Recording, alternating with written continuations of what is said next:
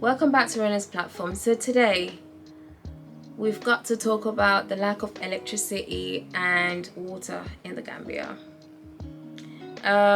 Being Gambian, I get to speak to my family members every single day back home, and it is sad.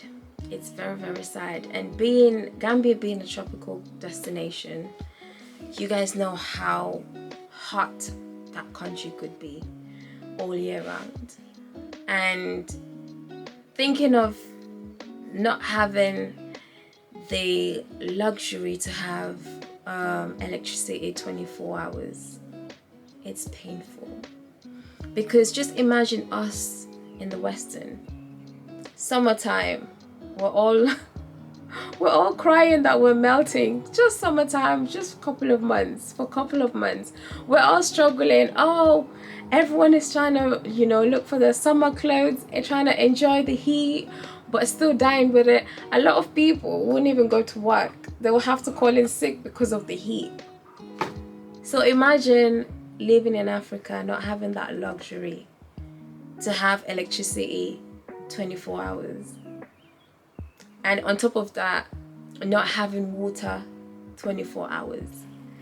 I think just after Eid, I was on the phone to my uncle, and in Lamin, he said to me, it's been 2 weeks. We have not had stable water supply. And I was like, what do you mean 2 weeks you haven't had any water?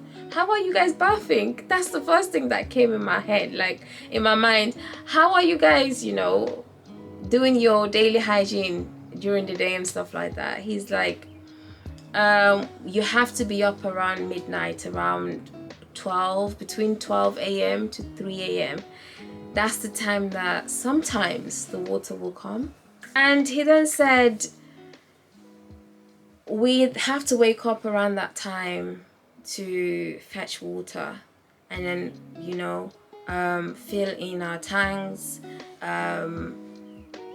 basically everything that they can keep water for a long period of time. And that's when this thing didn't become a joke anymore. I was like, me that loves my sleep, living in the Gambia, and I have to struggle like that if I don't have a borehole, or if I don't have because you know how it's expensive to dig a borehole now in Gambia. It's very expensive. People that have water tanks, solar panels, they don't have to struggle with all of this.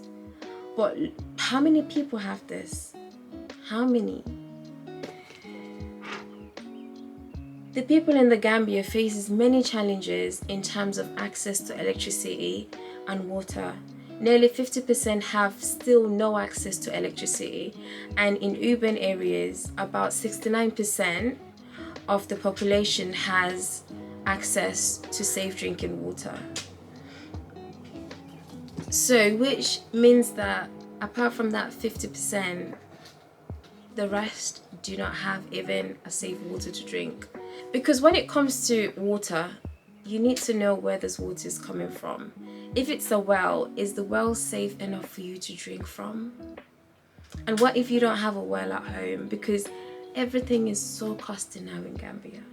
Everything is extremely costly. On Eid, which was on the 16th of June 2024, woke up in the morning. You know how the Muslims do it, because we're not in Gambia. Even if you're in Gambia, you get to bring your family, your loved ones, basically your relatives, wish each other happy Eid Mubarak, pray for each other and stuff like that. And my stepmom messaged me, because I messaged her, so she replied back. And her voice was so down. She felt so disappointed and so down. And I was like, why aren't you happy? It's Eid today. And she said, it doesn't feel like it's Eid today, Rene. And I was like, what do you mean? She said, I woke up 6 a.m. in the morning just to make breakfast so that we can go and pray in the morning. And when we come back, we can have breakfast, and then the guys can kill the ram, and then we start our celebration.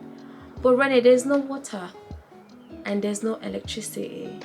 I was like, on Eid, What is NAWIC doing? What's going on? What? Such a huge day, such a very important day in the country. People were still crying for water and electric. And this got me thinking, how many people are struggling a day? In this generation, in this century that we're in, Gambia is still struggling with electricity and water. The cost of living is becoming rapidly expensive. Then I had to do some research, and I found some really good information when it comes to how the economy is in Gambia. Because statistics actually shows that management of the economy is 48%. Is the most frequent cited problem that Gambians want the government to address, followed by the health. 44% of the issues in the Gambia is the health. Healthcare in Gambia, it's crazy. Many people complain a lot.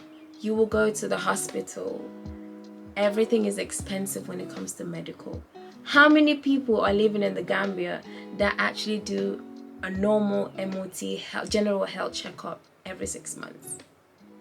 It costs a lot, so instead of them using that money for their health, they'd rather put food on their table, because if they use that money for their health, there will be no food on their table. This is hard. And 24% goes on food shortage. How? The reason for the food shortage is because most of our food are being imported into the country and get priced very high.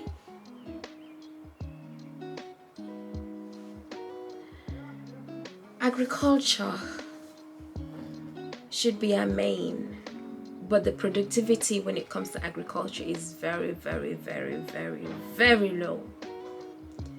And most of the time, people respect imported crops more than what's been grown in the country. And that's a question I don't know why. I need to ask this question why to Gambians themselves to answer me this question. Because even poultry farmers, I've seen interviews of poultry farmers saying it's hard to sell their poultry products because most of the time people prefer to buy the imported poultries rather than the homemade poultries, which I don't understand why. Because the homemade poultries and everything that's been made in your country, you know what that's been made of, and it's more fresher than something that it's been imported. Do you know how long it's been kept before importing into your country? What that product has been made with for you to consume? These are questions that we need to ask ourselves.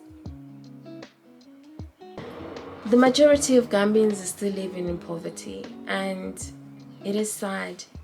If you have never visited Gambia before, you might find it's very hard to understand what I'm trying to explain. As some will say, they live happily. Yes, we are the smiling coast of Africa. No matter how hard life is, we still smile through it all. Because we're just happy people. And that can never be wiped off or taken away from us. It's our pride. We smile. People say the government needs to address this. But is it really just the government that needs to address this when it comes to agriculture? Why can't us, the locals, do it? If we farm our own food and promote it out there and sell it, I'm sure people will buy. Yes, I did say most people prefer imported goods. But the ones that are less privileged will appreciate the food, the crops that were grown into our country.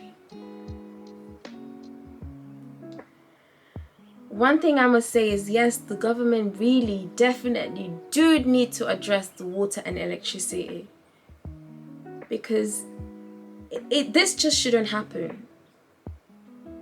We should have passed this level a long time ago, but we're still in the same bubble. And I don't know why. The funds are there. So what's the problem? I need to know. We need to know. And we need help for this to stop. Water, it's a must. Electricity, it's a must. We need to live. We need to survive. Everything can't be taken away from us. No enough food because everything is expensive. Cost of living, I used to say my country is so affordable. But no. I can't say that anymore because it's dead expensive. Gambia is so expensive. It's like, if someone tells you the price of something, you will think that person is ripping you off. But they're not. It's expensive. So we need to put our foot on the ground and fight this peacefully. The government needs to hear our people's voice. I want to see my Gambian people, my fellow Gambians, smile again. Smile again.